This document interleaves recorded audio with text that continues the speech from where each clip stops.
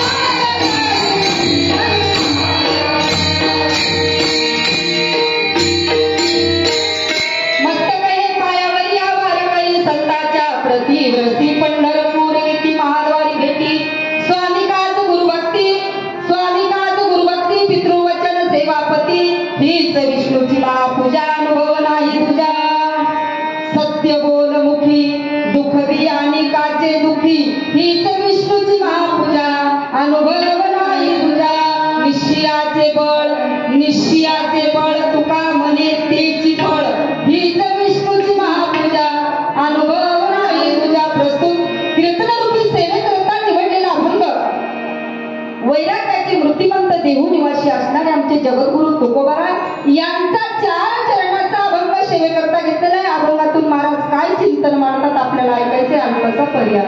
आजची जी कीर्तनरूपी सेवा माझ्याकडे आलेली आहे, आपल्या या कर्दळी गावामध्ये चालत असलेला अखंड हरिनाम सप्ताह अखंड कशा करता म्हणता येईल की जिथं विना चालू असेल का, रात्रभर दिवसभर विना चालू असेल त्याला अखंड म्हणता येईल. रामकृष्ण हरीचा जप असला का त्याला अखंड म्हणता येईल, नाही तर कुठं पण अखंड म्हणतात बघा, त्याला अर्थ नाही. अखंड जिथं म्हणता येईल की तिथं रात्रभर रामकृष्ण हरीचा जप आहे, खंडन नाही. अखंड हरिनाम सप्ताह आणि सप्ताहामधलं कीर्तन 3ऱ्या दिवसाचं कीर्तन पुष्प माझ्यासारख्या आनंद बालकाकडे आलेले महाराज आमची कीर्तनाची सेवा देणारे आमचे सोरमले सर आमच्या ताईला फोन केला. ताईने मला एकच फोन केला, ताई असं असं कीर्तन येता का म्हणून. ठीक आहे म्हणलं येते. तारीख घेतली आणि पुन्हा त्यांच्याकडून तारीख चेंज झाली. नियमानं जर म्हणलं तर माझं कीर्तन उद्या आहे नाही का, पण त्यात एका ताईला अडचण असल्यामुळे त्या म्हणलं ताई ठीक आहे महिलांच्या अडचणी असतात असो आणि एकमेकाला सहाय्य करावंच लागते. कीर्तनाला लाभलेली उत्कृष्ट अशी मंडळी एक एकावनी बळी रे. गावातलीच दुसरं मंडळी एकाच नाव घेतले की एकाच, मला काही परिचय नाही नवीन तुमच्या गावामध्ये. सर्व टाळकरी वृंदाला इनेकरी बाबापर्यंत सर्वांना नारदाच्या गाडी मंडळ, इकडच्या इनेकरी दादापासून सर्व आमच्या माता भगिनी, छोट्या छोट्या जनाई मुक्ताई मीराबाई आमच्या, त्यांनाही नारदाच्या गाडी मंडळ.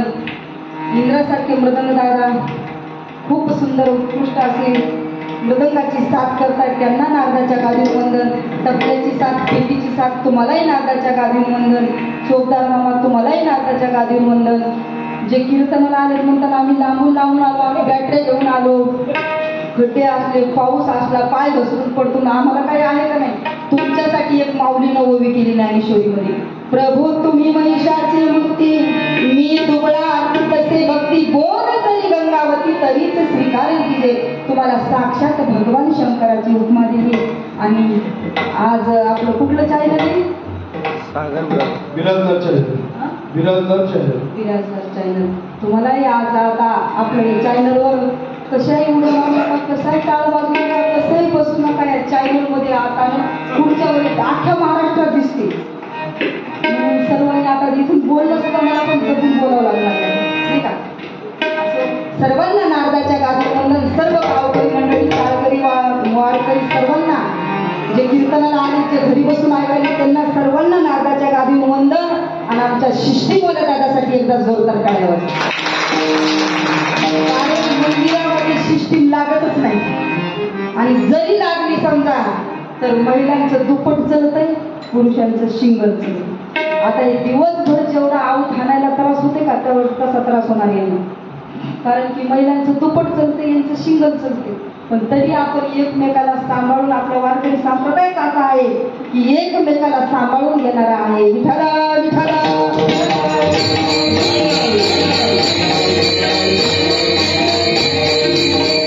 कीर्तन लक्ष देऊन ऐकायचं नाही का.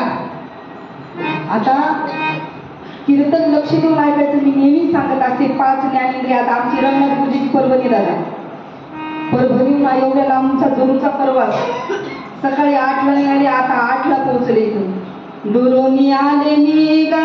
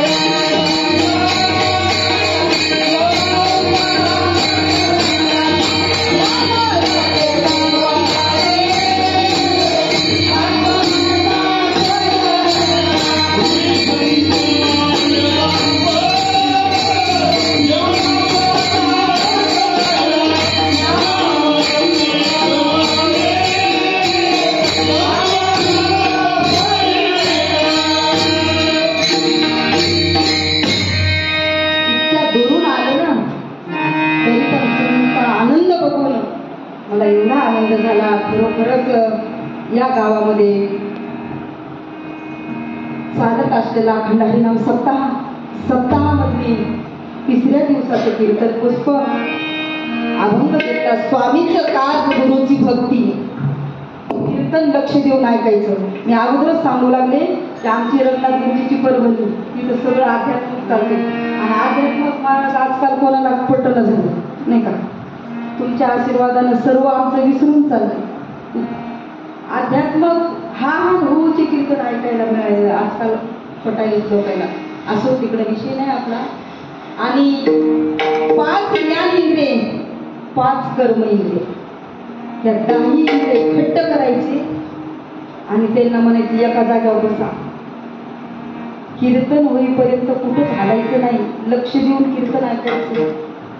का ती एका ठिकाणी बसत नाही. आता इथं की आता दिल्लीला जाऊन येते.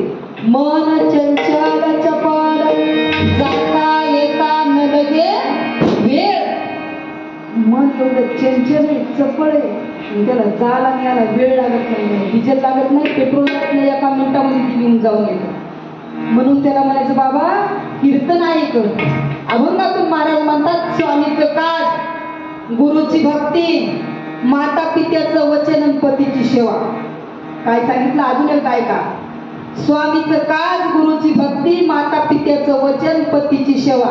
एवढं जर जीवनामध्ये केलं तर विष्णूची पूजा केल्याचं फळ प्राप्त होतं असं तुकाराम महाराजांचं म्हणणं. नोहे नोहे महापूजा केल्याचं फळ प्राप्त होतं.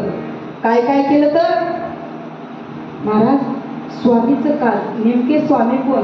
गुरुची भक्ती. नेमके गुरु कोण? ही कशा करता करायची? हीच विष्णूची महापूजा अनुभव नाही तुझा. तुकाराम महाराज म्हणजे माझा स्वतःचा अनुभव सांगतोय की मी स्वतः असं केलं आणि मला भगवान विष्णूची पूजा केल्याचं फळ प्राप्त झालं. दुसऱ्याचा कोणाचा अनुभव सांगत नाही. माझा स्वतःचा अनुभव सांगतो असं तुकाराम महाराजांचं म्हणणं. महाराज तुम्ही केलं काय? काहीच केलं नाही. या मुखानं साचा आणि मवाळ मिथिल्या आणि रसाळ शब्द कैसे कल्लोळ अमृताचे. त्या मुखानं मी सत्य बोललो.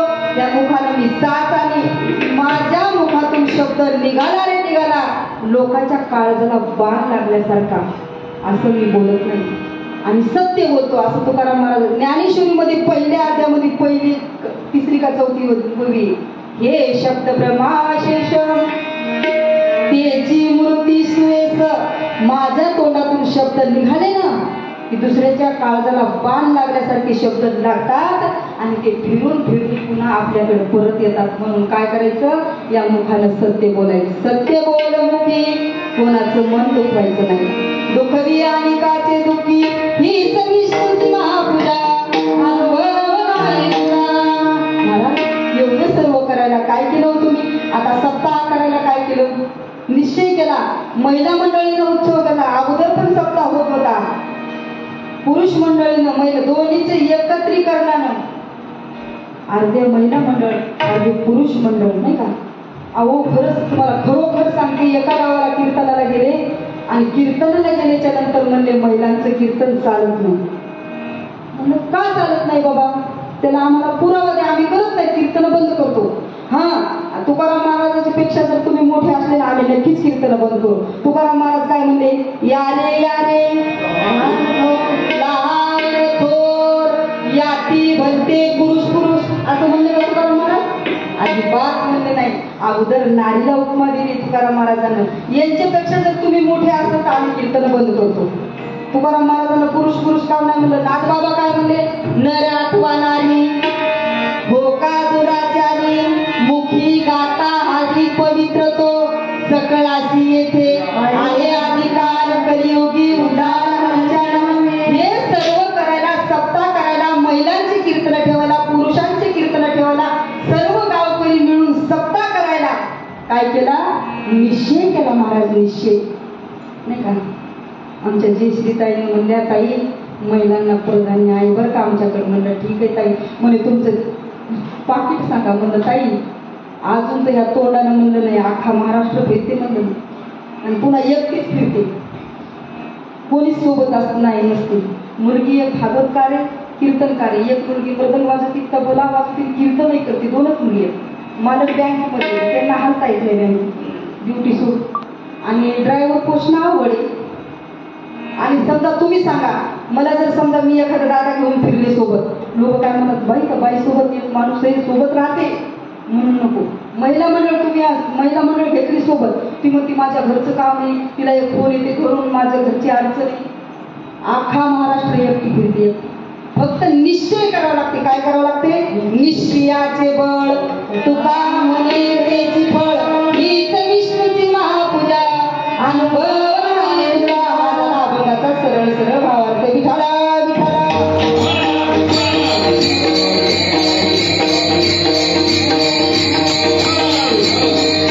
महाराज लक्ष देऊन ऐका. ज्ञानेश्वरीमध्ये ज्ञानेश्वर महाराजांनी पहिल्या अध्यायापासून उभी केली, 8व्या अध्यायापर्यंत लिहित नेलं. लोक लक्ष देईने गेले. माऊलीने सांगितलं माझ्याकडे लक्ष द्या, माझ्याकडे लक्ष द्या. लोक अजिबात लक्ष देईल. पहिली ओवीत ओम नमोजी आद्या, वेद प्रतिपाद्या, जय जय शस्त्रविद्या, इथून जे सुरुवात केली तर 8व्या अध्यायाने पूर्ण केला. लोक लक्ष देईल. पुन्हा माऊलीने सांगितलं लक्ष द्या माझ्याकडं. 9वा अध्याय उघडला, 9व्या अध्यायाची पहिली ओवी टाकली. आता अवधान ऐकली दिजिये, मग सर्व सुखासी पात्र होईले, हे प्रति उत्तर माझे उघडाय का. काय म्हणले माऊली? माझ्याकडे लक्ष द्या, माझ्याकडे लक्ष देऊन कीर्तन ऐका. ज्ञानेश्वर महाराजांचं असं म्हणणं आहे की म्हणून ज्ञानेश्वरीमध्ये 9व्या अध्यायामध्ये पहिली ओवी टाकली. माझ्याकडे लक्ष द्या. आता अवधान ऐकली दिजिये, मग सर्व सुखासी पात्र होईले. मला सुख पाहिजे ना, म्हणून माझ्याकडे लक्ष द्या. विठाला विठाला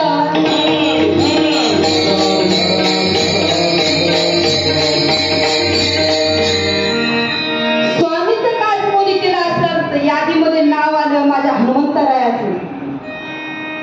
स्वामीचं काज जर, स्वामी म्हणजे मालक, काज म्हणजे काम. स्वामीचं काम जर कोणी केलं असेल तर माझ्या हनुमंतरायाचं नाव यादीत आले. का केलं हो काम? काय काम केलं? स्वामी म्हणजे मालक. आता नौकरानं मालकाचं काम करणं शक्य आहे का नाही? पण आता तसं नाही राहिलं. आता मालकच काय करायला, नौकराकडून दिडीने पैसे घ्या, त्याच्यानं अवघड झाले. स्वामीचं काज माझ्या हनुमंतरायाने केलं. जे जे सांगितलं तिथं तत्पर उभे राहिले. स्वामी काज तू सादर, शूर आणि वीर, स्वामी काज तू सादर. काय केलं? दाशवेत्व केलं. दाशवेत्व निकट हनुमंत पै केले, म्हणून देखिले रामचरण. दाशवेत्व केलं, पण आपल्याला दाशवेत्व नको वाटते, मालक होऊन राहावं वाटते प्रत्येकाला, नाही का? दास नको. दास या शब्दाचा अर्थ नौकर होतो. नौकर सकाळी उचला ना, आपण दुसऱ्याला सांगतो. जेवण झाले का? पत्रवाळ्या उचला ना, आपण दुसऱ्याला सांगतो. स्वतः आपण करत नाही. दाशवेत्व कोणाला आवडते? मालक होऊन राहावं वाटते. विठाला विठाला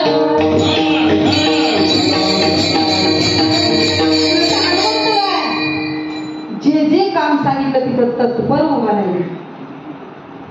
हनुमंता जी जी म्हणायचे. हनुमंत जी मालक. एक दिवस प्रभू रामचंद्र शांत बसले. हनुमंतरायांना लक्षात आलं, स्वामी काय झालं? आज लई शांत बसले, चिंताग्रस्त दिसतात. चिंता कशाची आहे तुम्हाला प्रभू? त्यावेळेचा हनुमंतराय प्रश्न विचारतात. प्रभू रामचंद्र उत्तर देतात, हनुमंता काय नाही, सीतेच्या शोधीकरता मला जायचे, पण मी सुरुवात कुठून करू मला कळत नाही. सीतेचा शोध लावल्याशिवाय मी आज निघालो. प्रभू सीतेचा शोध लावल्याशिवाय परत येणार नाही. निघाले हनुमंतराय. निघाल्याच्या नंतर प्रभू रामचंद्राच्या लक्षात आलं, हनुमंता इकडे ये. हनुमंतराय बरोबर, अरे तू सीतेच्या शोधी करता चालला, पण सीतेने तुला ओळखायला पाहिजे ना, नाही का? सीतेने तुला ओळखायला पाहिजे. नाही तर तिला वाटत असेल की माझ्यावर राक्षस नाही का. आता त्या ताईनं आज माझा नंबर दिला त्या दादाला, शंकर दादाला फोन केला. ताईने असं असं बोलतो, ओळख पटली. अशी तुमची ओळख पटायला पाहिजे ना हनुमंता, नाही का. यावेळेस काही फोन नंबर नव्हते, व्हॉट्सअप नाही, फेसबुक नाही, फोन नंबर नाही, काहीच नाही. हनुमंता, तू ज्या वेळेस सीतेच्या शोधी करता जाशील तिथं सीतेने तुला ओळखायला पाहिजे ना. हो प्रभू, मी काय करू. तेव्हा माझ्या हातातली अंगुठी घे आणि सीतेला ही अंगठी काय करणार, ओळखायला येईल. ही अंगुठी घेऊन जा. आता जात असताना मला सांगा, माझा प्रश्न आहे तुम्हाला, हनुमंतरायाजवळ एखादा खिसा होता का, एखादी पर्स होती का, अंगुठी घेऊन जा. ही हातातली अंगठी घेऊन जायला एखादी पर्स होती का, पिशवी होती का, खिसा होता. हनुमंतरायाने अंगठी घेतली आणि बघितली, सीतामाय मला नक्कीच ओळखी मध्ये नाही. रामायणामध्ये सुंदर ओवी आलेली. मुद्रुका देखिल्या दृष्टी, सीतान मानेन तुझ कपटी, म्या गाडीले सोदीसाठी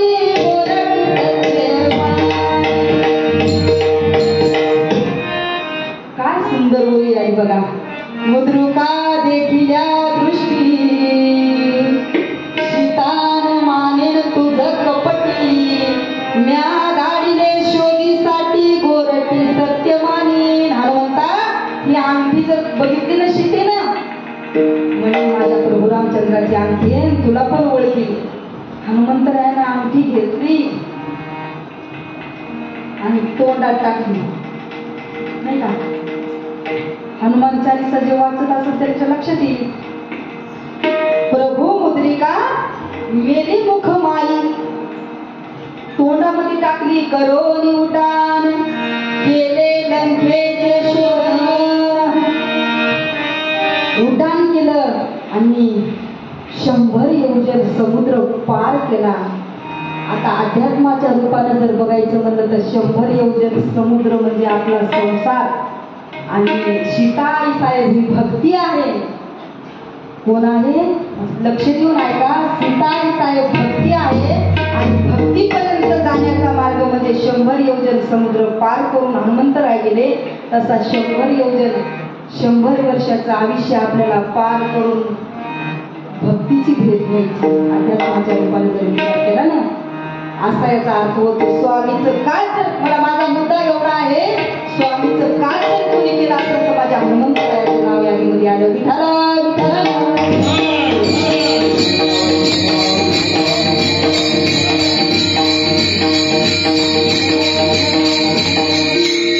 चला, स्वामीचं काय तुम्हाला इथपर्यंत पटून गेला. आता गुरुची भक्ती लक्ष देऊन ऐका.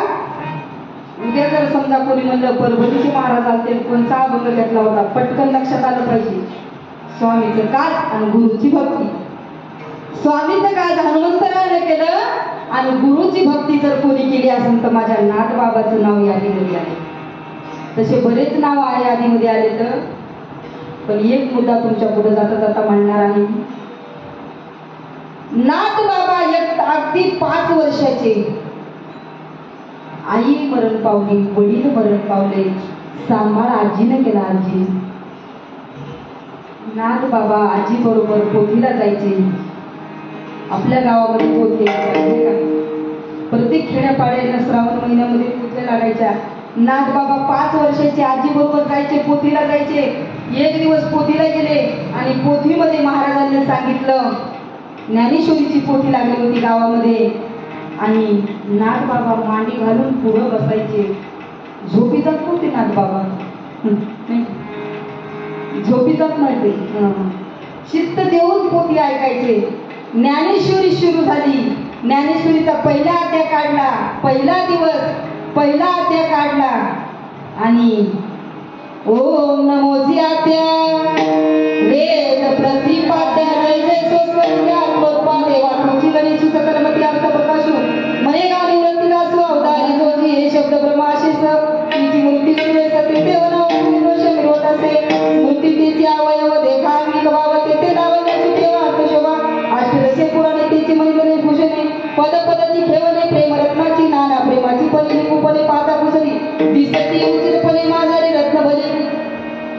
नावापुरतं वापर. पहिल्या ओवीपासून 25वी ओवी गेली ज्ञानेश्वरीची. पहिल्या ओवीपासून 25वी ओवी अशी लागली. जाणतेने गुरु भजिजे तेने कृत कार्य होईजे मूळ सिंचन सहजे शाखा पल्लव संतोष. काय ओवी लागली? नागबाबाच्या डोक्यात प्रकाश पडला. 25वी ओवी लागल्या बरोबर नागबाबाला टाळी वाजवली. म्हणजे बापरे. त्या पोथी वाचणाऱ्या महाराजांना म्हणले, महाराज वन्स मोर, अजून एकदा म्हणा म्हणले, नाही का, अजून एकदा हीच ओवी घ्या म्हणले. जाणतेने गुरु भजिजे तेने कृत कार्य होईजे मूळ सिंचन सहजे शाखा पल्लव संतोषती.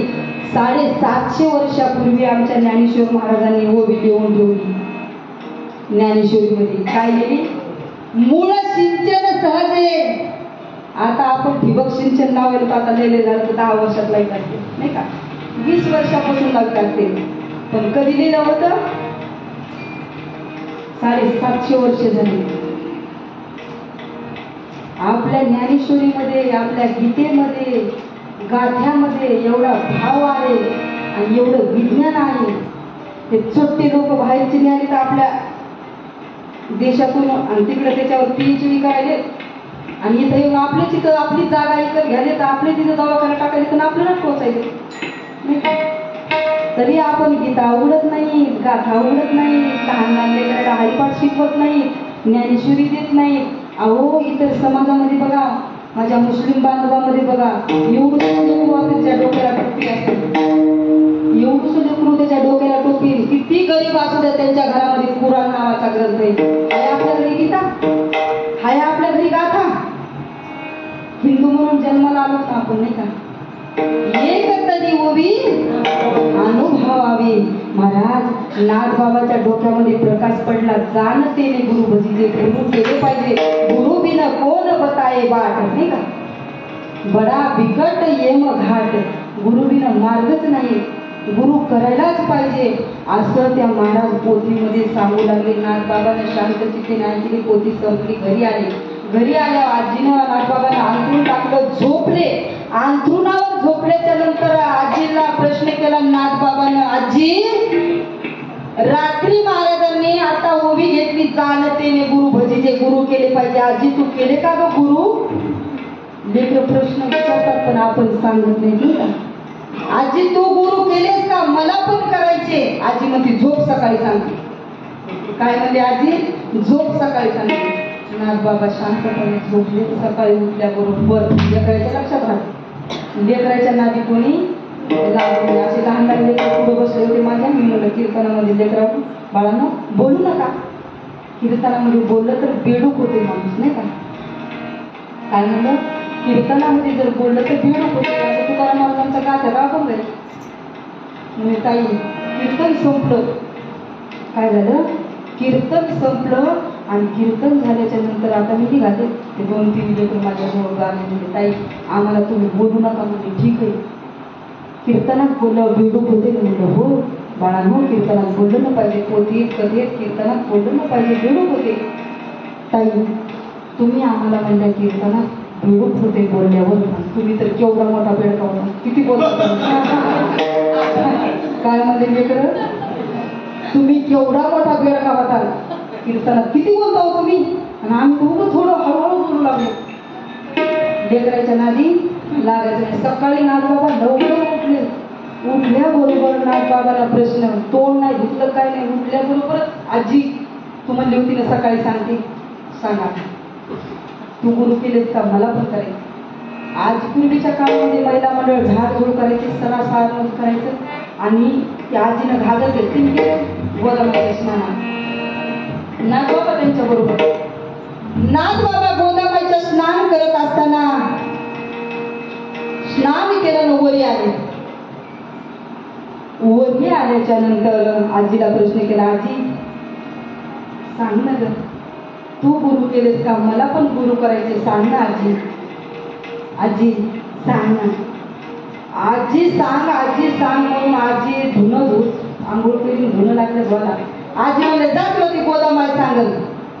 काय म्हणजे आजी जात वरती गोदाबाई सांगल. नाथ बाबा पुन्हा पाण्यात एक दोन डुबक्या मारल्या, सूर्याला अर्घ्य दिली, आई वडिलाच्या नावानं संकल्प केला, हे गोदामाय मला आई नाही, मला बाबा नाही, माझा सांभाळ आजी करते ग. गोदामाय सांग ना माझे गुरु कुठे. पैठण या क्षेत्रामध्ये गोदावरी तीर्थ आले आणि भक्तिविधामध्ये सुंदर कथा आलेली आहे. नाथ बाबांना गोदामाईला प्रश्न केल्याबरोबर गोदामाईला सांगितलं, ए नाथा आकाशवाणी झाली आणि ऐक तुझे गुरु देवगिरी किल्ल्यावर तुझी वाट बघत आहे. कोणी दौलताबाद किल्ला म्हणते, कोणी देवगिरी किल्ला म्हणते, तिथं तुझे गुरु वाट बघत आहेत. नाथ बाबाने विचार केला, आजीला जर म्हणावं, आजीला सांगा मला गोदामाईला सांगितले तुझे गुरु देवगिरी किल्ल्यावर आहे, तर आजी मला घरी घेऊन जाईल. आजी तू हो पुढं, मी येतो पाठी मागून. आजी पुढे गेली. नाथ बाबांना कपडे घातले आणि जे पळत सुटले, दर मुकाम दर मजल दर मुकाम दर मजल करत संभाजीनगर या ठिकाणी पोहोचले. तिथं आल्याच्या नंतर महाराज कीर्तनामध्ये लगेच पोहोचतात. तिथं आल्याच्या नंतर एका ग्रस्ताला विचारलं, दादा देवगिरी किल्ल्यावर रस्ता कुठं जातो, कोणचा जातो. ते दादाने व्यवस्थित सांगितलं नाही. 3 दिवस माझे नाथ बाबा संभाजीनगरमध्ये फिरत होते. एका ग्रस्ताला दया आली, त्याने देवगिरीचा रस्ता सांगितला आणि देवगिरीचा रस्ता सांगितल्याच्या नंतर महाराज नाथ बाबा दर मुक्काम दर मजल करत देवगिरी किल्ल्यावर पोहोचले. तिथं पोहोचल्याच्या नंतर असा चौकून कंपाऊंडला असा एक गेट होता. त्या गेटवर गेले. ते गेटवर एक खुर्ची टाकून बसलेला वाचलं, आतमध्ये जाऊ दे. काका आतमध्ये जायचंय मला. कोण आहे आतमध्ये? माझे गुरु आहेत. नाव काय? माहित नाही. अरे माहित नाही मग कशाला आत जातोय? मला जायचंय, माझ्या गुरुची सेवा करायची मला. अरे तुझ्या गुरुचं नाव सांग. माहित नाही. महाराज त्यांनी जाऊ दिलं नाही आतमध्ये. पूर्ण देवगिरी किल्ल्याला माझ्या नाथ बाबाने चिमुकल्या नाथ बाबाने चक्कर मारली, थकून गेले. पुन्हा गेटवर आले आणि आल्याच्या नंतर काका चिमुकले हात जोडले, काका मला आतमध्ये जाऊ द्या ना. अरे तू आतमध्ये गेल्यावर काय करशील? तुम्ही सांगाल ते काम करीन.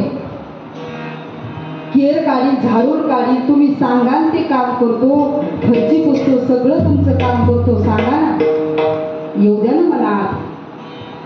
आतमध्ये घेतलं. सर्व नाथ बाबा तिथे काम करू लागले. 5-5.5 वर्षाचे नाथ बाबा तिथे आले होते. नाथ बाबा 12 वर्षाचे झाले. 12 वर्षाचे नाथ बाबाकडे अशी ड्युटी लागली, जेवढे देवगिरी किल्ल्यावर लोक आहेत तेवढ्यांना भाजीपाला आणायचा आणि ते मांडून ठेवायचा हिसाब. 1 रुपयाचा हिसाब मांडून ठेवायचा. असं करत करत नाथ बाबाकडं एक रूम भरून चोपड्याच नाही. चोपडे नाही कळणार म्हणजे रजिस्टर नाही का, रजिस्टर झाले. एक रूम भरली, एक रूम. आणि एक दिवशी 1 रुपयाचा घोळ सापडत नव्हता. रात्री 8 वाजता नाथ बाबा हिसाब करण्याकरता बसले. सकाळचे पहाटचे 4 वाजले. 4 वाजता हिसाब सापडला. 1 रुपया सापडला. अख्ख्या रूम मध्ये सगळ्या चोपड्या केल्या नाथ बाबा. सगळा पसारा, सगळा गर्दा. तुमच्या इकडे काय म्हणतात? हा, पसारा गर्दा पसारा म्हणतात ना. सगळ्या रूम मध्ये पसाराच करून ठेवला. एवढा पसारा केला की पाय टेकायला जागा नाही. आणि 4 वाजता 1 रुपयाचा घोळ सापडला. टाळी वाजवली, नाचायला सुरुवात केली नाथ बाबांनी. सापडला सापडला सापडला. जे नाचायले तेवढ्यामध्ये स्वामी उठले. स्वामी उठले. नाथाला कशाचा आनंद झाला. नाथ बाबा कशा करता काहून नाचायले, तर केवढा आनंद कशा वाजले. तर पहाटचे 4 वाजले. स्वामी काकड्याला उठले होते. स्वामी नाथ बाबाच्या रूमकडे आले. दार वाजवले. नाथा दार उघड. नाथ बाबाने दार उघडलं तर आतमध्ये बघितला तर सगळा पसारा, सगळा एवढा पसारा बघितलं. नाथा हे काय केलं रे? स्वामी 1 रुपयाचा घोळ सापडत नव्हता. हिसाब कर म्हणजे अवघड. आमचे मालक वसुली अधिकारी आहेत आणि त्या महिन्याचा हिसाब करत असताना आता 31 तारखेला एवढा हिसाब असते 30 तारखेला महिन्याचा शेवटचा दिवस असला की पूर्ण आज 15 लाखाचा घोळ आहे, आज 20 लाखाचा घोळ आहे, आज असं दिवसभर आता जेवण नाही का खाणं नाही का पिणं, हिसाब लय अवघड आहे. नाथ बाबाला एवढा आनंद झाला. नाथ बाबाने सांगितले स्वामी 1 रुपयाचा घोळ सापडत नव्हता आणि रात्री 8 वाजता बसलो, आता 1 रुपयाचा घोळ सापडला, मला आनंद झाला. नाथा 1 रुपयासाठी एवढ्या चोपड्या काढल्या, एवढी रजिस्टर काढली, एवढा पसारा केला. हो स्वामी. स्वामी डोकं खाजवीत बाहेर गेले, म्हणले हा आता आपला शिष्य आणि आपण याचे गुरु. म्हणून म्हणले नाथा हे सगळा पसारा पटपट आवर, आपल्याला देवगिरी किल्ल्यावर फिरायला जायचे. फिरायला जायचे म्हणून नाथ बाबाला एवढा आनंद झाला.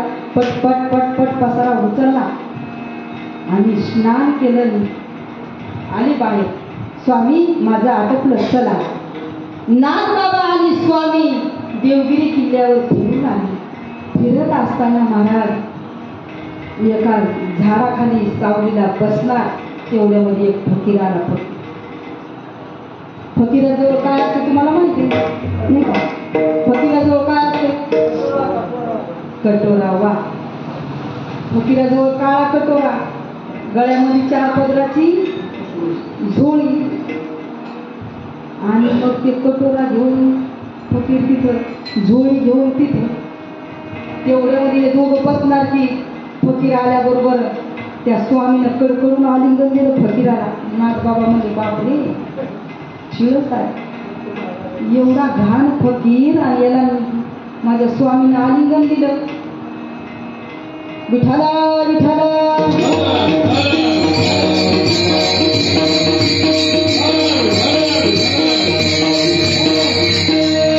स्वामीनं आलिंगन दिलं. महाराज आलिंगन दिल्याच्या नंतर एका झाडाखाली शांत बसले. बसल्यावर गप्पा यांच्या रंगल्या. नाथ बाबा उभं शांत उभा राहून ऐकू लागले. बसले ना, आता बसले नाही. आणि नंतर मग त्यांना भूका लागल्या. भूक लागल्याच्या बरोबर मग फकीरानं काय केलं, लक्ष देऊन ऐका, जरशासाठी झोपू नका, आता 2च मिनिटात कीर्तन संपणार आहे, जास्त वेळ घेणार नाही तुमचा, मी पण थकलेली. विठाला विठाला.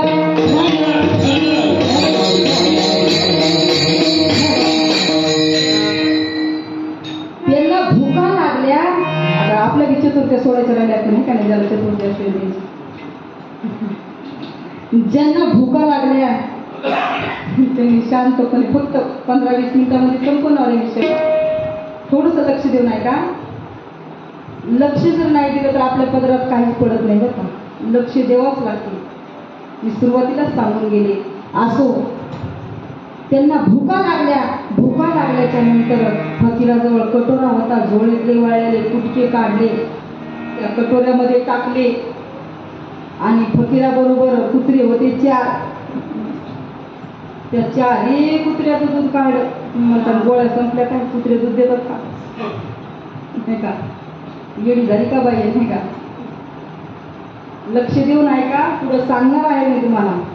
4ही कुत्र्याचं दूध काढलं, काला केला आणि 2 जण खायला बसले. कोण कोण? स्वामी, फकीर. नाथबाबाला ये म्हणले. नाथबाबा म्हणजे नगरी हो वाळलेले कुटकी, दूध म्हणजे काळा कटोरा आपल्याला नको, म्हणजे तुम्ही खायचं तर खा, नाही तर काही करा. चिळस आली, किसन आली, अजून काय म्हणतात तुमच्या एकाच्या भागामध्ये, घाण वाटली. असं झाल्याच्या नंतर नाथ बाबा एका साईडला उभा राहून यांचं दृश्य उगच बघू लागले. तेवढ्याच स्वामी मनातले मनात विचार करू लागले, अरे आपला शिष्य कच्चा ठरतोय काय, नाही आतापर्यंत पक्का म्हणलं होतं, पण आता कच्चा ठरतोय काय, आता खायला झालं नाही, त्याला खाऊ घालायचं होतं ना, अजिबात घेतलं नाही नाथ बाबांनी. 2 जणांना खाऊन घेतला, हात धुतला. हात धुतल्याच्या नंतर ते कुटके थोडे राहिले, खरकट पाणी राहिलं त्या कटोऱ्यामध्ये. नाथा जिथं घाण जागा दिसेल तिथं नेऊन टाक. काय म्हणते? नाथा जिथं घाण जागा दिसेल तिथं हे नेऊन टाक. नाथ बाबा स्वामीची आज्ञा म्हणून अख्ख्या देवगिरी किल्ल्यावर फिरले. जिथं टाकायला जागा तिथं कशी दिसायला लागली, स्वच्छ जागा दिसू लागली. जिथं टाकाव तिकडे, जिकडे बघावे तिकडे अवघे परब्रह्म कोंडले भगवंत दिसायला. मग नागबाबाने विचार केला, सगळं योगिरी किल्ल्यावर फिरून आले, जवळ बघितलं, स्वतः जवळ बघितलं. इथं अरे ही जागा घाणीची नाही का.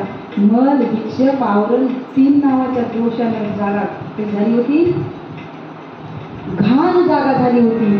ही जागा घाण काढण्यासाठी ज्ञानेश्वरीमध्ये 4थ्या अध्यायामध्ये ज्ञानेश्वरीमध्ये ज्ञानेश्वर महाराजांनी उभी केली. मी अविवेकाची काजळी फेडून विवेक ती पोजळी, त्या योगीला पाहे दिवाळी निरंतर. काय सांगितलं, मी अविवेकाची काजळी फेडून विवेक ती पोजळी, त्या योगीला पाहे दिवाळी निरंतर. ज्ञानेश्वरीच्या 4थ्या अध्यायामध्ये अशी ओवी टाकली. पूर्वीच्या काळामध्ये महिला मंडळ शेतामधून आल्याच्या नंतर काय करायच्या, कंदील लावायच्या. कंदील आता दृष्टांत दिल्यावर काय ओवीचा अर्थ. आणि कंदील लावत असताना ते काच ते अगोदर पुसायच्या आणि नंतर वरी ते फुगा ठेवायच्या, खालून झोप लावायच्या, स्वच्छ दिसायची. तशी माऊली म्हणतात, बी अविवेकाची काजळी काढल्याच्या नंतर भगवंत साक्षात स्वच्छ दिसतो. असं म्हणल्यावर नागबाबानं बघितलं, घाण जागा दिसली, ते पाणी पिऊन टाकलं. काय केलं, ही घाण जागा म्हणजे जिकडे बघा तिकडे देव दिसायला, स्वच्छ जागा दिसायली, ही जागा घाण आहे म्हणून पाणी पिऊन टाकलं.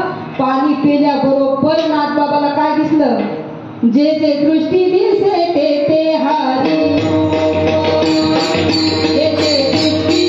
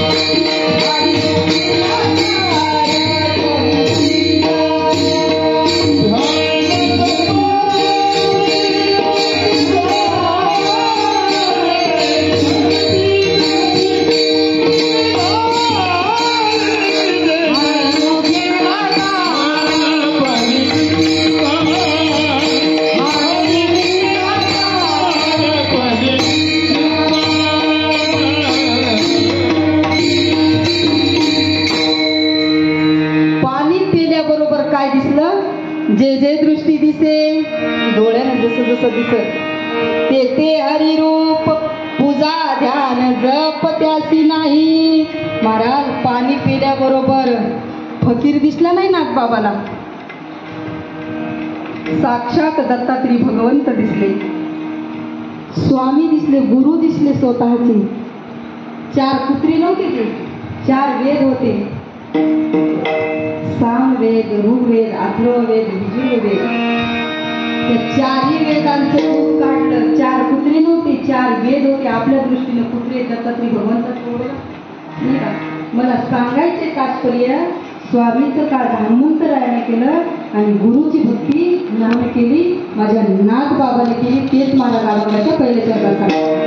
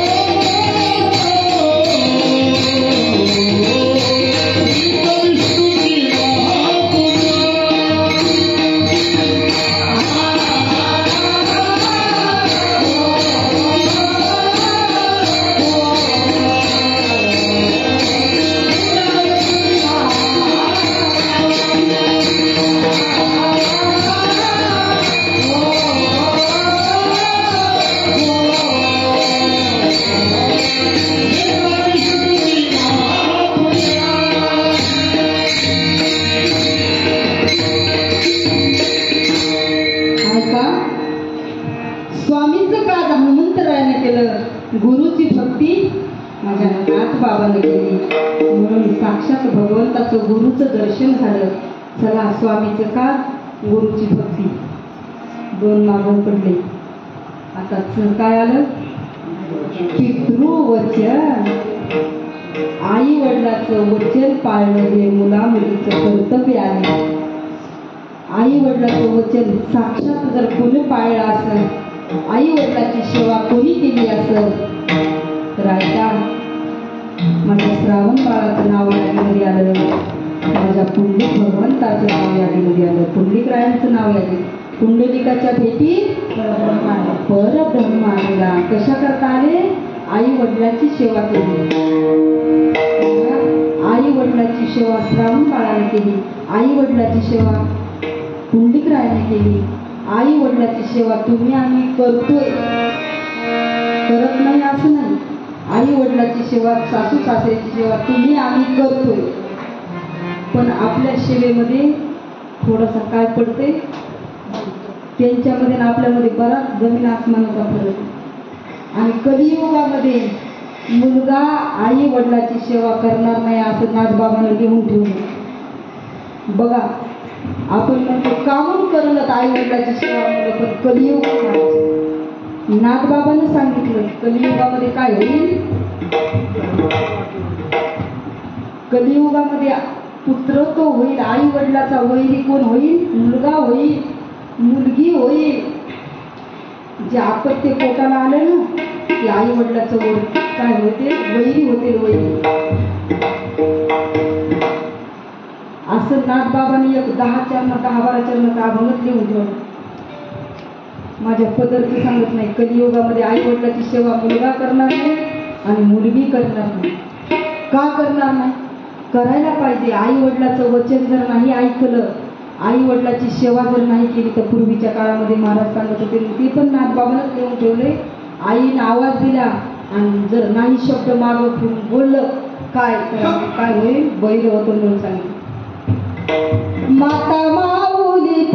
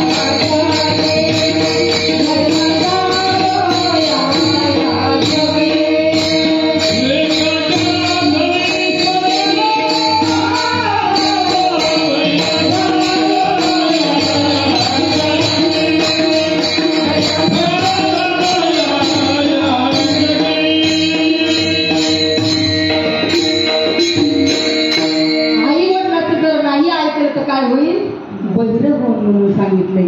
पण आई वडिलाचं वचन ऐकणार नाहीत. आई वडिलांना जे सांगितलं ते मुलं, कारण की नाथबाबांना लिहून ठेवलंय. ऐका हो दादा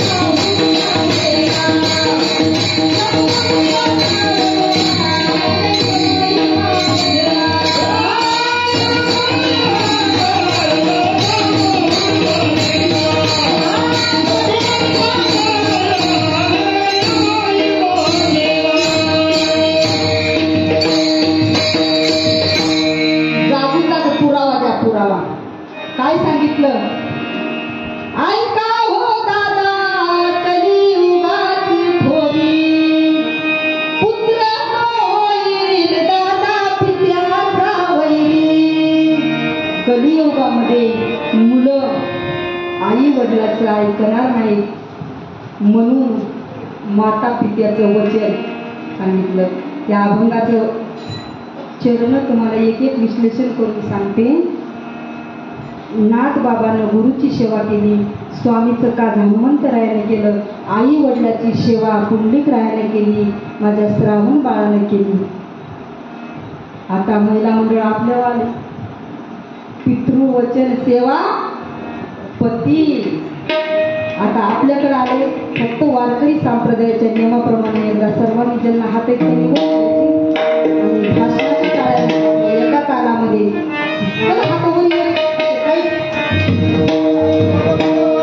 दादा फिरवा यांच्याकडे एकदा हात. तुम्ही नाही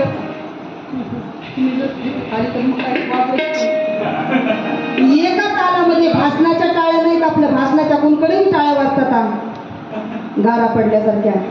आपल्या वारकरी संप्रदायाच्या भगवंताच्या नामाचा जय घोष आहे. चला एका तालामध्ये अशा तुकडी नाही होत.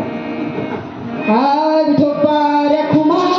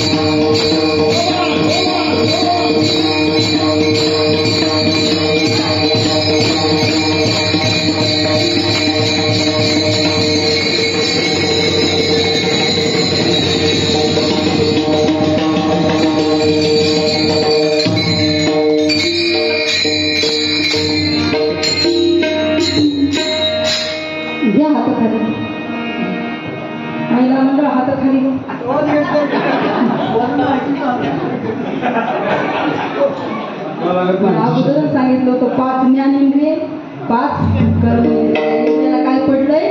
वळण पडलंय. पडिले वळण भावतो निराळा नाही. एका गावाला कीर्तनाला गेले. 2च मिनिटात सांगते. कीर्तनाला गेल्याच्या नंतर महाराज ज्या घरी थांबलं त्या घरी जागरचं कीर्तन दुसऱ्या दिवशी का लावला. मग त्या ताईने सांगितलं, ताई तुम्ही काय करा वरी जा आणि वरी आराम करा. म्हणजे आता आमच्या इथे नाही पसाराने सकाळी काल्याची पंगत म्हणून आमची, तुम्ही वरी आराम करा. ठीक आहे म्हणलं. मी निघाले वरी गेले. वरी गेल्याच्या नंतर त्यांच्या सुनबाई झोपलेल्या होत्या. मी गेले की दार उघडलं. सासूबाईने सुनबाईची ओळख गिळख करून दिली. मोठा पॉट टाकलेला होता. ताई झोपा आमच्या सुनबाई कशी. म्हणलं ठीक आहे झोपले. झोपले आणि बरोबर 1 तासानं सुनबाईने सुरू केलं. काय म्हणाली सुनबाई? काय म्हणाली सुनबाई? काय म्हणाली सुनबाई? बरोबर 1 तासानं ए उतर खाली. काय म्हणते सुनबाई? ए उतर खाली. म्हणलं बाप्पा उठली, बघितली सुनबाई गाढ झोपली. काय केलं, इकडच्या अंगाला झाली, पांघरून घेतलं, पुन्हा झोपली. पुन्हा झोपल्याच्या नंतर बरोबर 1 तासाने एकदा सांगितलेलं कळत नाही का? थोबाड फोडते, उतर खाली. आता उतरा म्हणलं खाली. हो खाली आल्याच्या नंतर दार उघडा म्हणलं ताई. अहो ताई काय झालं? अहो तुम्ही आता झोपले होते ना, किती वाजलेत बघा ना. ताई वरी कोण झोपलेले त्या तुमच्या सुनबाई लिखून. त्या म्हणाल्या उतर खाली नाही तर 1 थोबाड इथे. म्हणजे माय अख्ख्या गावामध्ये माझ्या सुनासारखी सून नाही. म्हणजे मग मला का म्हणत असं म्हणून? अहो तुम्हाला माहित नाही तिच्या शरीराला काय पडलंय? वळण पडलंय. म्हणजे कशाचं वळण पडलंय? ताई माझी सुनबाई कंडक्टर आहे. कोणीतरी तिकीट काढलं नसेल एखाद्या पिदाड्यानं, त्याला म्हणजे असं तिच्या शरीराला काय पडलं होतं? झोपेमध्ये वळण पडलं. तसं तुमच्या आमच्या शरीराला काय पडलंय? 5 महिने 5 करणं भजन करा म्हणावं लागते. भजन करा म्हणून नाही म्हणलं तरी आपोआप हात खाली होतात. विठाला विठाला.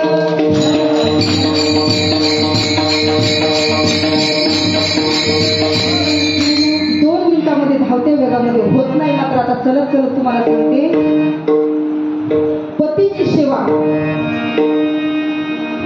पतीची सेवा जर कोणी केली असेल तर वृंदा नावाची स्त्री, जालिंदर नावाचा तिचा पती, वृंदा नावाची स्त्री,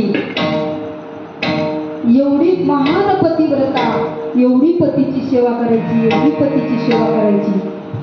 महाराज तिच्या पातिव्रतेच्या बळावर त्या नगराचा राजा जालिंदरनाथ तिच्या पातिव्रतेच्या बळावर उन्मत्त होऊ लागला. उन्मत्त एवढं तिचं पातिव्रते.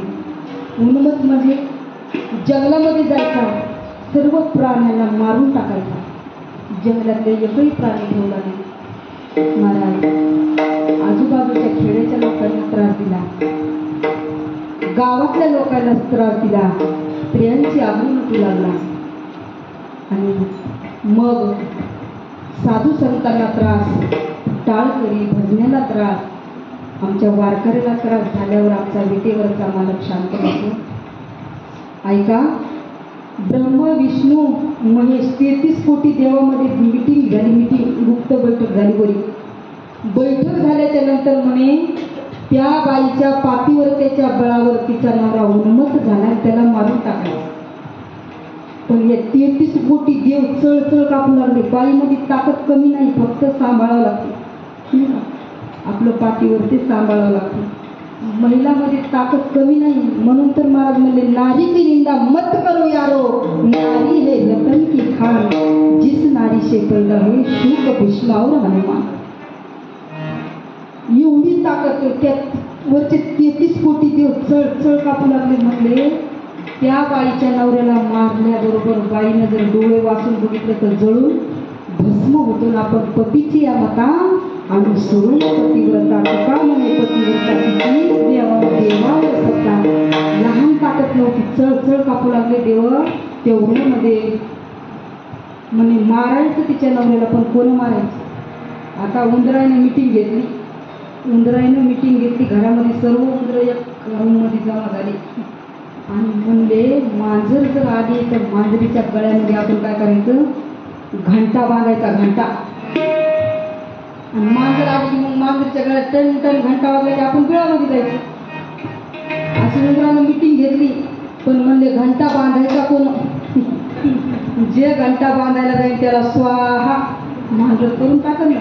तसं मग त्या 33 कोटी देव चळचळ कापू लागले. म्हणजे बाईच्या नवऱ्याला मारायचंय. वृंदा नावाची स्त्री, जालिंदर नावाचा तिचा पती मारायचा कोण? बाईनं जर डोळे उघडून बघितलं तर जळून भस्म होतो ना आपण. म्हणून सगळे देव बाजूला सरकले. 3 जणांना काळजी वाटली, चिंताग्रस्त. आखी रात्र घातली आणि सकाळी असं ठरलं ब्रह्मा विष्णू महेश. ब्रह्मदेवाला म्हणजे ब्रह्मदेव म्हणून आपला लागले. महेश म्हणजे मी त्या बाईकडे जात नाही, मात्र त्या माणसाला मारतो, त्याच्यासोबत युद्ध करतो. मग भगवान विष्णूनं तिच्या नवऱ्याचं खोटं खोटं रूप घेतलं, दारामध्ये आले ना असं ठरलं की तिकडं त्या बाईचा नवरा मारल्याबरोबर इथं पाठीवर ते भंग, इकडे इथं पाठीवर ते भंग झाल्याबरोबर तिकडं नवरा मारला, असं त्यांना वरदान होतं. महाराज भगवान विष्णू खोटं खोटं रूप घेऊन आले. पूर्वीच्या काळामध्ये महिला मंडळ असं होतं की पती बाहेरून आले की तांब्यावरून पाणी द्यायचे. मग त्या काळामध्ये सेवा करायचं, पतीची काय करायचं पूर्वीच्या काळामध्ये महिला 1 तासभर सेवा करायची. 1 तास जास्त भरे का महिलामध्ये? मी बी महिला तुम्ही 1 तास जास्त भरे का? जाऊ दे 15 मिनिट ठीक आहे, आपण सेवा करायची. हां उद्यापासून सुरू. हां काहीच करायचं नाही. पती बाहेरून आले तांब्यावरून पाणी द्यायचं, शेण घरात गेले, शेण घरामध्ये आताच्या काळाचे बेडरूममध्ये जर गेले तर 15 मिनिटं 1 तास नको, 15 मिनिटं फक्त गुडघ्यापासून पतीचे खाली पाय लावा. उद्यापासून सुरू करा. महिला मंडळ माझ्या डोळ्यावर तिला आणलं बनवून दे, तिला आणलं बोलत का तुम्ही एक माणसं पण झाले. ताई आम्ही पतीची सेवा केली असती. तुमचा प्रश्न असा आहे माझ्याकडं, मला मूळ होईल बरं काही उभा राहिल्यावर. तुमचा प्रश्न असा आहे, आम्ही पतीची सेवा करतो, करण्यासाठी आई वडिलाचे घर सोडून आम्ही इथं आलो, सेवा करण्याकरताच आलो, अजून बी करतो. पण आमच्या पतीला सोलापूरहून येताना किती पदरी झाला की आता रोड 4 पण 8 पण पदरी रोड पूर्ण डम करत गेले. कशी सेवा करावं नाही का? खरं आहे ते. पण असं पतीची सेवा करत असताना महाराज पैशाच्या मागं आपण लागायचं नाही. पैसा आपल्या मागं पळत आला पाहिजे. लक्ष्मी पाय लक्ष्मीच्या पिसी यावे कापुलती, आपल्या मागं पळत नित्य नियम नाही तो प्राणी लक्ष्मी वल्लभ तयाजवळ. लक्ष्मी वल्लभ म्हणजे भगवंत जवळ आले, लक्ष्मी आपोआप पळतच येते. पैशाच्या मागं लागायचं नाही, पैसा आपल्या मागं पळत आला पाहिजे. असो 3 जणांमध्ये असं ठरलं तिचं खोटा खोटा नवरा होऊन जायचं. कोणच गेला? भगवान विष्णू. खोटा खोटा नवरा होऊन भगवान विष्णू गेले आणि तिथून पुढं भगवान शंकर तिच्या नवऱ्यासोबत युद्ध करायला गेले. आणि इकडं आता खोटा नवरा म्हणल्यावर दररोज आले की तिला बोलायचा, हसायचा, यांची भाषा कळायची नाही. आता हे बाहेरून आल्याबरोबर डायरेक्ट खोटा खोटा नवरा होता म्हणून चूल भरली नाही, पाय धुतले नाही आणि पाणी पिलं नाही. हिनं तांब्या भरून घेऊन तयार झाली. पण तो आला की शेण घरामध्ये डायरेक्ट बेडरूममध्ये जाऊन बसला. चिंताग्रस्त होता. आता काय म्हणते, खाली मान घालून बसले होते. भगवान विष्णू काही साधी बाई होती का म्हणून तिच्या पुढं आपल्याला मानावर करायला लागलं होता. तेवढ्यामध्ये बाई आल्या तांब्या भरून पाणी घेऊन. पाणी घेऊन आल्याच्या नंतर भगवान विष्णूनं कपट्या भावनानं स्त्रीच्या हाताला हात लावला. आता लक्षात घ्या तुम्ही, आता अख्खा महाराष्ट्र मी पण फिरते, जरा जर कोणी पुरुषांना वाईट नजरेनं बघितलं तर एकाच मिनिटात ओळखू येते. तुम्हाला माहिती, मला पण माहिती. तसं खोट्या कपट्या भावनेनं भगवान विष्णूनं त्या बाईच्या हाताला स्पर्श केला. तिचं पाठीवर ते नष्ट झालं. तिकडं तिचा नवरा मरण पावला. लगेच लोक नोकर सांगायला आले, बाईसाहेब आपले मालक वारले. मग मालक वारले तर हे कोणी? मग इकडं बघायला गेली तर तिकडं डेड बॉडी दारात आल्याच्या नंतर डेड बॉडी बघितलं तर हा खोटा खोटा नवरा होता. त्यांना शाप दिला. या बाईच्या अगोदर तळपायची आग मस्तकाला गेली. भगवान विष्णूला शाप दिला, कलियुगामध्ये तू दगड होशील. दगड काय म्हणल्या? कलियुगामध्ये तू दगड नावा, ते शालिग्राम नावाचा दगड आहे ना, ते कलियुगामध्ये त्याची पूजा करतो भगवान विष्णू. असा तो शालिग्राम नावाचा दगड चोपडा चोपडा असं एवढा ते भगवान विष्णू आहेत. आणि मग तिला सांगितलं उशाप द्या. तिनं उशाप दिला. यानं पण तिला सांगितलं, मी तुझं पाठीवरती आज जरी भंग केलं, कलियुगामध्ये तू प्रत्येकाच्या दारामध्ये वृंदावन, तुझं वृंदावन होईल. तुळशी वृंदावन, तुळशीचं रोप लावते लोक आणि तुझं माझं लग्न लागते. तुळशीच्या लग्नाला आपण लग्न लावतो नाही का, तेव्हा ते शालिग्राम नावाचा दगड भगवान विष्णू आहे. तुळशीसोबत त्याचा विवाह होतो. ऊस मामा आहे, आवळा साक्षी आहे. त्याचे कार्यक्रम पुढं खूप आहे. पण माझा मुद्दा एवढा आहे की स्वामीचं काय कोण केलं? स्वामीचं काय कोण केलं? बोला. नाराज नाहीत ना? स्वामीचं का असतो नाही ना? हनुमंतरायानं क्या बात आहे बा. गुरुची भक्ती कोणी केली? नाथबाबानं. पाठामध्ये आम्हाला विचारतात ना का असं बोलून आम्हाला प्रश्न विचारावा. तुमच्या लक्षात आहे का नाही? उद्या कीर्तन आहे, तुम्ही 7 दिवसामध्ये बघा आपलंच कीर्तन लक्षात राहिलं पाहिजे. मी माझा मोठेपणा सांगत नाही, लक्षातच राहत नाही कीर्तन लोक. माझा मोठेपणा सांगतच नाही मी, पण ऐका, तुमच्या पण लक्षात राहिलं पाहिजे. नाथबाबानं कोणाची सेवा केली? गुरुची. स्वामीचं काय? हनुमंतरायानं. नाथबाबानं गुरुची सेवा. आई वडिलाचं वचन कोण पाळलं? हा? पुंडलिक राय, श्रावण बाळ, दोघांचे नाव यादीमध्ये. आणि पतीची सेवा कोण केली? गंगा नावाची स्त्री, जालिंद्र नावाचा तिचा पती. स्वामी काज गुरु भक्ती. स्वामीचं काय? गुरुची भक्ती, माता पित्याचं वचन, पतीची सेवा. एक चरण सुटले. कीर्तनाचं एक चरण सुटले. आपला टाईम, मला जेवढा वेळ घेता तेवढा आपला टाईम. आरती होईपर्यंत होती, मग एक चरण सुटलंय. पुढच्या वर्षी जर दिली सेवा, हात आगावला घेण्याच्या पुढचे चरण सोडवण्याचा प्रयत्न केला. पायी पुढच्या वर्षाचं बघायला खरंच कोण मरतंय कोण वाचते नाही. असं काय नाही, सेवा द्या नका देऊ असं काहीच नाही. असो, स्वामीचं काज, गुरुची भक्ती, माता पित्याचं वचन, पतीची सेवा, एवढं जर जीवनामध्ये केलं तर महाराज म्हणले हीच विष्णूची महापूजा. अनुभव नाही तुझा ज्ञानेश्वर मावली.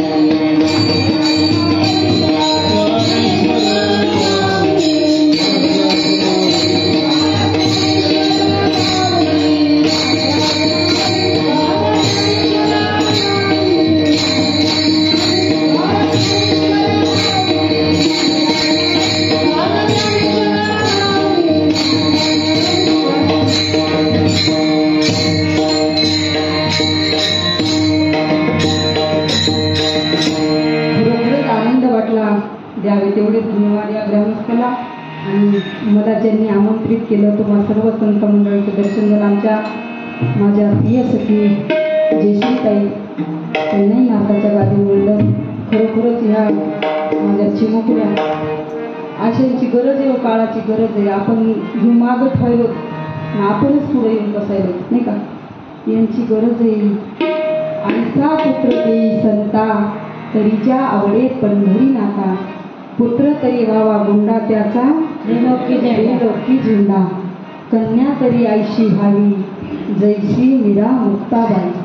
देवा, मला मुलगी द्यायची असेल ना, मीराबाई सारखी दे, जनाबाई सारखी दे, नाही तर मी वांग राहिलेली बरी नाही का. पण मुलीला जन्मालाच नको म्हणतात नाही का. मुलीला काय म्हणतात? जन्मालाच नको मुलीला जन्माला घालायचंच नको. मला मुलगी ही कोण आहे तुम्हाला माहीतच नाही.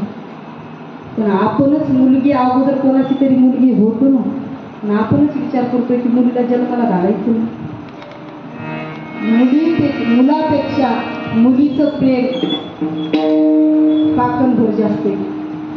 निस्वार्थी प्रेम आहे मुलीचं माझ्या नाही का. काय म्हणते ती मुलगी? सांग नाही मला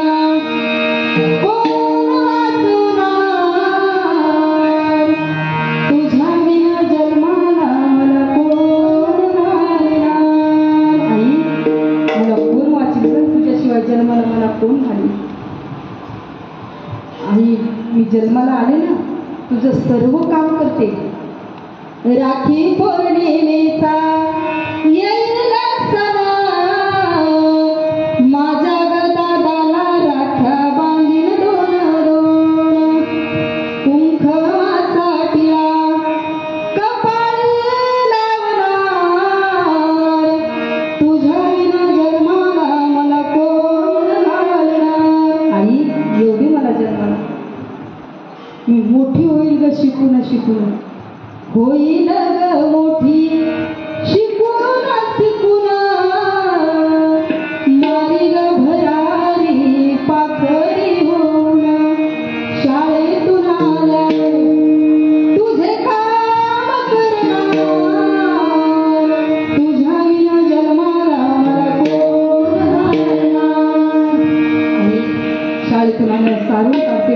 झाडते फरशी पुसते तुझं सगळं काम करते, पण मला जन्माला महाराज मुलगी जर जन्माला नसती आली, माझी जिजाऊ आई साहेब जर जन्माला नसत्या आल्या, आम्हाला राजा कोण दिला असता. एक मुलगीच होती ना ती, पण जिजाऊ आई साहेब तुम्ही नसत्या, नसती राहिली अंगणात तुळस, नसते राहिले मंदिरावर कळस. जिजाऊ आई साहेबांचे आपल्यावर उपकार आहे. जिजाऊ आई साहेबांना आपल्याला एक राजा घडवून दिला. जिजाऊ आई साहेब जर झाल्याच नसत्या, राजा कुठून आला असता. एक मुलगी झालीच नसती. प्रत्येकाला वाटते, तुम्हाला वाटते, मला वाटते, माझ्या पोटी तुमच्या पोटी शिवाजी महाराजांसारखा मुलगा जन्माला यावा, पण आपल्याला अगोदर आम्हाला काय व्हावं लागेल, जिजाबाई व्हावं लागेल काय. शिवनेरीवर शिवबा जन्मला, शिवनेरीवर शिवबा जन्मला, राजाचा अधिपती, साऱ्या अधिपती, दैवत छत्रपती,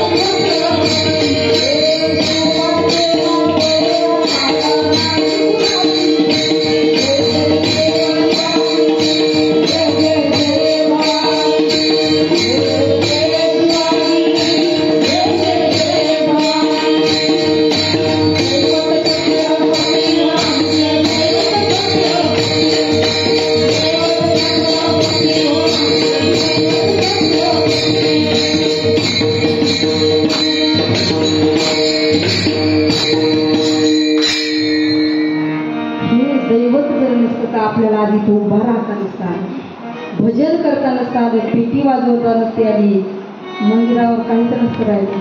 बघायला तर आपण आता सध्या चालू आहे नाही का. असो, आपला वेळ संपला. स्वामीचं काज, गुरुची भक्ती, माता पित्याचं वचन, पतीची सेवा, एवढं लक्षात ठेवा. झालं आपलं कीर्तन संपलं. एवढं जर याच्यातलं एक एक शब्द जर लक्षात ठेवला, याचा जर अर्थ कळून घेतला ना, कीर्तन सफल झालं. कीर्तन एवढ्या लांबून आल्यावर नाही का. जर वेळ मिळाला तर याच्या पुढचे चरण पुढच्या वर्षी नक्कीच सोडवण्याचा प्रयत्न करीन, जेव्हा तुम्हाला वेळ येईल तेव्हा. असो, नेनते सरते अधिकते तुम्हाला करून घ्यावे तुमचे विनोदाचे.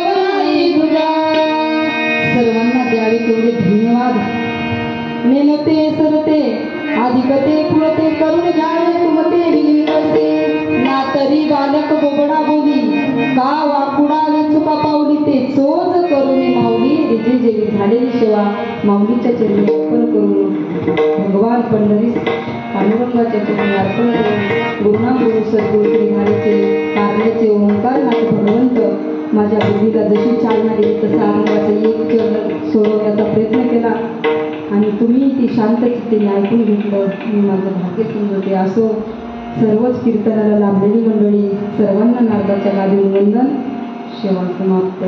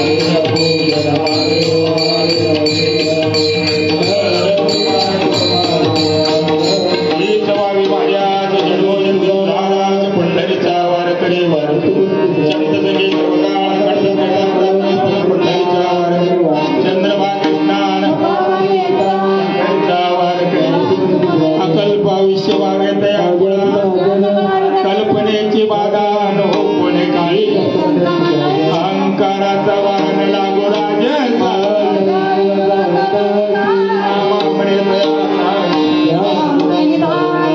मागणी येते तुझ प्रती आहे या संताशी निरवी हे जमद देई आणि काय तुका म्हणे आता उदार तू